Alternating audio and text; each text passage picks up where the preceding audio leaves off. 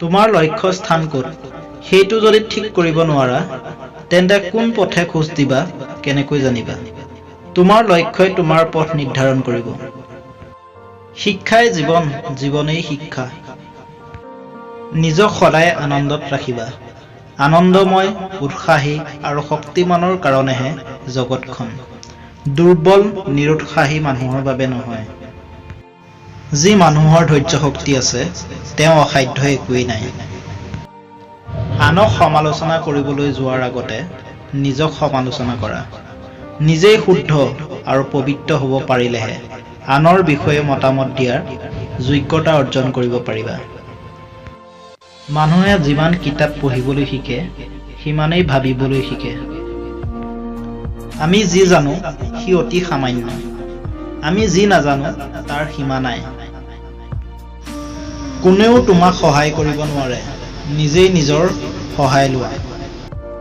এলেহুৱা মানুহৰ শৰীৰ পেলাই থোৱা চাবিৰ নিচিনা ব্যৱহাৰ নকৰা চাবিত যেনেকৈ মামৰা ধৰে কামত নলগোৱা শৰীৰটো সেইদৰে ৰোগ হয় ব্যৱহাৰ কৰা চাবি যেনে চকচকীয়া শ্ৰম কৰা শৰীৰো তেনে কটকটীয়া তুমি যদি বেছি দিন জীয়াই থাকিবলৈ মন কৰা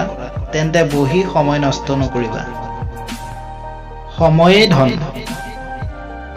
খং নকৰিবা নিজৰে সৰ্বনাশ হ'ব অহংকাৰ নকৰিবা পতন হ'ব কাকো ঘৃণা নকৰিবা নিজেও ঘৃণিত হ'বা ফাঁকি নিদিবা ফাঁকত পৰিবা আজিৰ কাম কাইলৈ কৰিম বুলি থৈ নিদিবা কাৰণ কাইলৈ তোমাৰ কি হ'ব তুমি নাজানা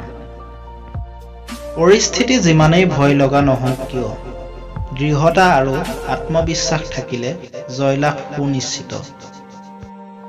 সফলতাৰ পিছে পিছে দৌৰি নুফুৰিবা যদি তুমি সঁচাকৈয়ে সফল হ'ব বিচাৰিছা তেন্তে খন্তেক জিৰণি লোৱা আৰু ভাবা তুমি কি কৰি ভাল পোৱা আৰু কিহত বিশ্বাস কৰা দেখিবা এইবেলি সফলতাই তোমাক খেদি ফুৰিছে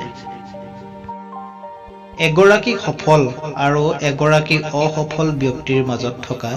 মূল পাৰ্থক্যটো হ'ল সফল ব্যক্তিগৰাকীয়ে তেওঁৰ ভুলৰ পৰাই সদায় শিক্ষা লৈ আগবাঢ়ে উশাহ লৈ থকাৰ মানেইটো জীয়াই থকা নহয় যিজন ব্যক্তিয়ে জীৱনত এবাৰো ভুল কৰা নাই ইয়াৰ অৰ্থ হ'ল যে তেওঁ শিকিবলৈ কোনো চেষ্টা কৰা নাই নজনাটো লাজৰ কথা নহয় শিকিবলৈ যত্ন নকৰাটোহে লাজৰ কথা নীৰৱতা হ'ল জীৱনৰ এক অমূল্য বস্তু যাৰ ভিতৰত বহু বস্তুৱে জন্ম লাভ কৰে